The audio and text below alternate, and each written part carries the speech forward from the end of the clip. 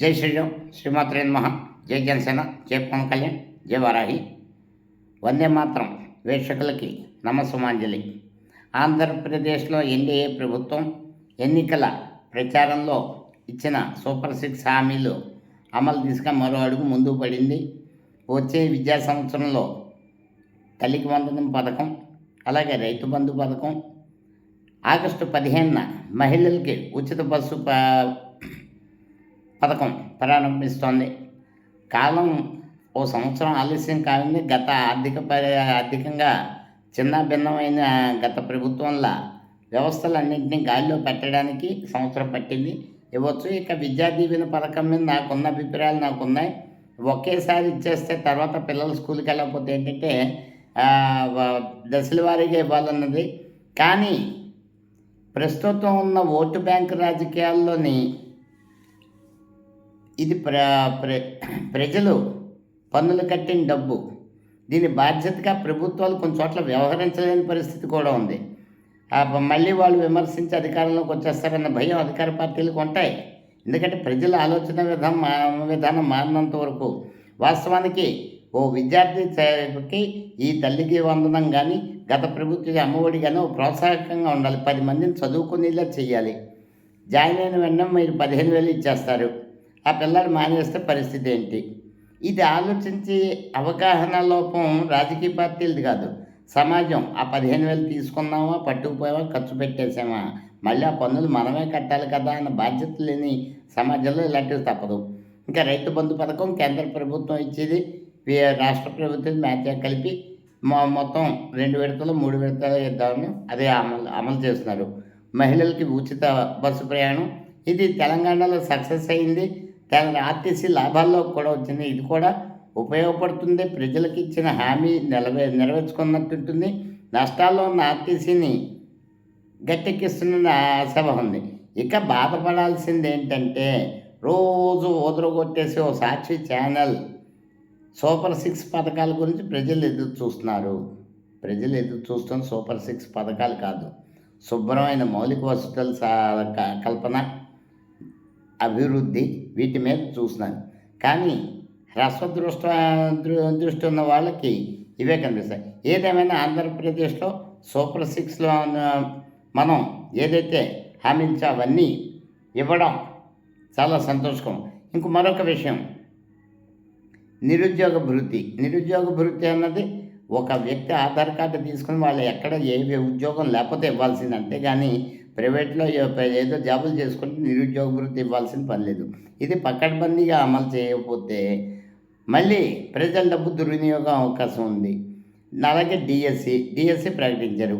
ఇటు చూస్తే ఎస్సీ వర్గీకరణ మీద కోర్టులో కేసు ఉంది.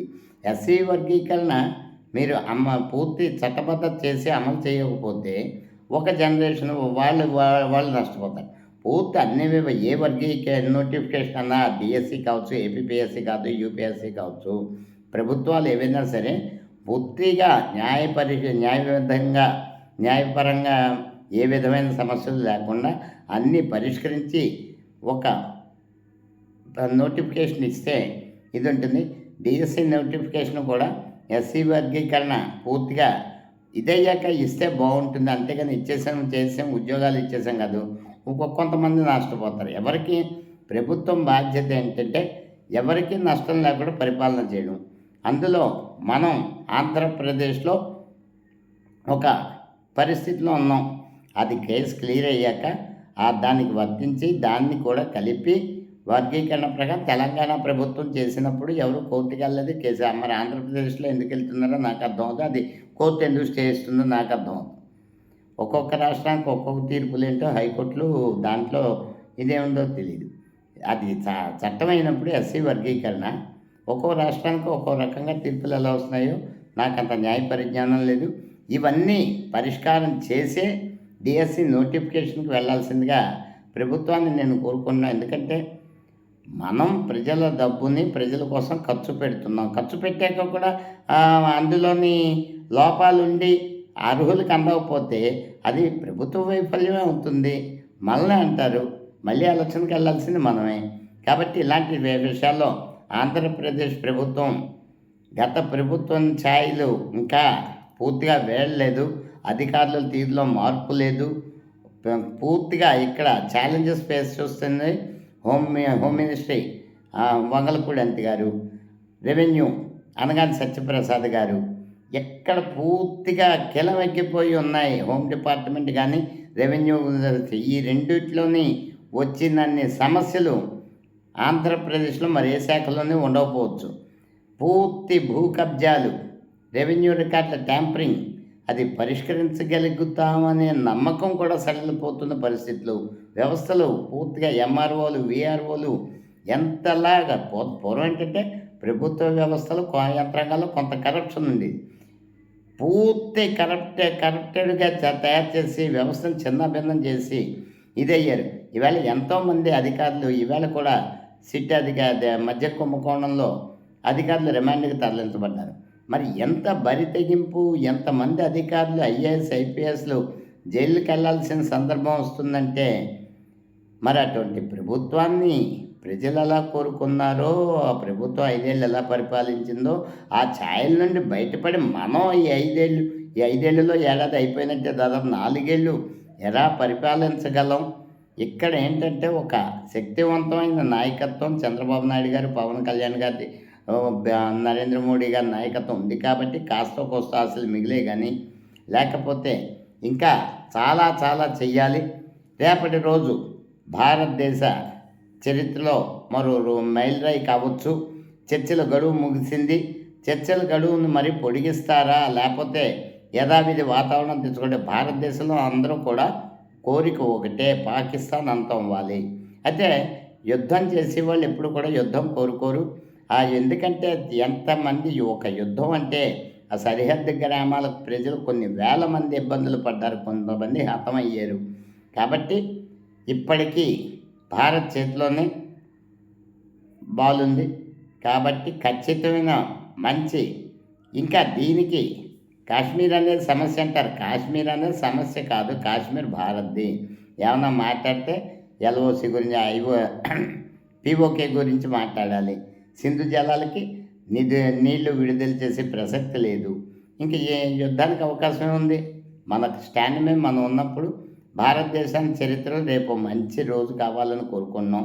ఇక రష్యా ఈ 2 దేశాలు చర్చలు జరపాలని కోరుకుంటుంది. మరి రష్యా మేము చర్చలు జరపాలని మీరు కోరుకున్నప్పుడు మీరు ఉక్రెయిన్తో యుద్ధం ఎందుకు చేయాలి?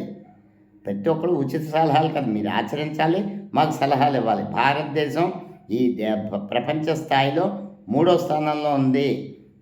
ఏ విషయంలోనైనా సరే సూపర్ పవర్గా ఎదిగింది, చైనాను కూడా అధిగమించింది. మాకు సలహాలు ఇవ్వడం అని ఎవరి దేశాల్లో పరిపాలన వాళ్ళు చేసుకుంటే మంచిది.